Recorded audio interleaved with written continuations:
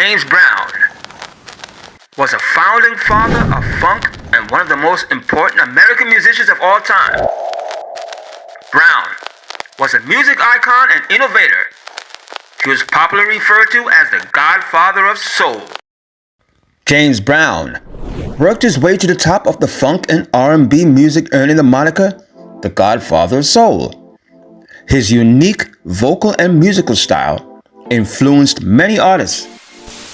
Brown was also known for his turbulent personal life, as well as his social activism, both in his songwriting. America is My Home, Black and Proud, and advocating the benefits of education to school children. Brown had both the message and the music to live up to that title, the Godfather of Soul. He also put the good foot forward with a funky new sound that later became known to the world as hip-hop. Yes, his rhythmic innovations had a major influence on most popular music styles, including R&B soul, funk, disco, rock and roll, and of course, rap, as I mentioned before.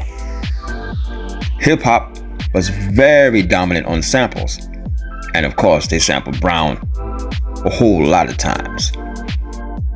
If you heard any number of essential rap albums from the 1980s or the 1990s, you've probably encountered a James Brown sample.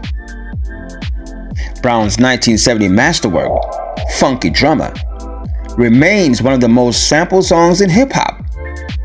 The drums have served as the backbone for many songs by the likes of Nas, Dr. Dre, and Public Enemy.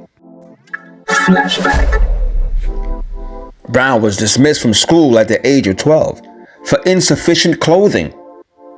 Brown turned to work in his various odd jobs full-time as an escape from the harsh reality of growing up black in the rural South during the Great Depression. He turned to religion and to music. He sang in a church choir, where he developed his powerful and uniquely emotive voice.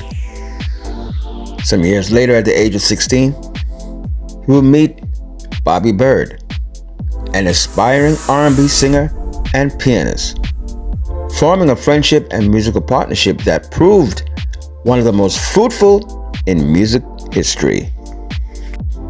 You see, Byrd would invite Brown to join his R&B vocal group, the Gospel Starlighters. Brown accepted, and with his overbearing talent and showmanship, he quickly came to dominate the group, renamed the Famous Flames. In 1956, the Famous Flames recorded a demo tape of the song Please, Please, Please. It caught the ears of a talent scout for King Records. They were so impressed by James Brown's passionate and soulful crooning that they offered the group a recording contract. And within months, Please, Please, Please had reached number 6 on the R&B charts. In addition to writing and recording music, Brown toured relentlessly. He performed 5 or 6 nights a week throughout the 1950s and 60s, a schedule that earned him the title, the hardest working man in show business. James Brown was a flashy showman, incredible dancer, and soulful singer, and his concerts were hypnotizing displays of exuberance and passion that left audiences in raptures. James Brown was also known as a shrewd and ruthless bandleader and businessman. He infamously fined musicians for missing notes, and during performances, he called out musicians to improvise on the spot. A band member said once, "You had to think quick to keep up."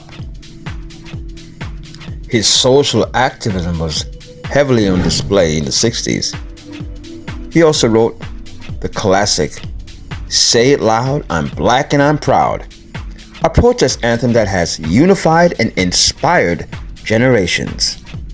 Throughout the 70s, he continued to perform incessantly and recorded songs like Sex Machine and Get Up Off of That Thing. He made a classic 1980 comeback in the film The Blues Brothers and his 1985 song, Living in America, which featured prominently in Rocky IV, was his biggest hit in decades at the time. He became one of the first musicians inducted into the Rock and Roll Hall of Fame in 1986, the year of its inception.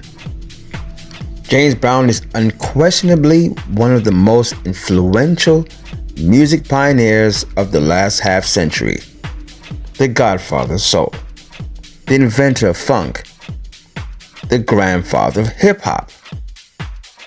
He was perfectly aware of his role in American cultural history. He turned racist minstrelsy into black soul, and by doing so, he became a cultural force. James always said, if people wanted to know who James Brown is, all they have to do is listen to my music. With that being said, thank you for watching, and thank you for listening. You've been watching Dynamite Legacy with James Brown. My name is Gary Harrison. Take care, and I'll catch you on the next one.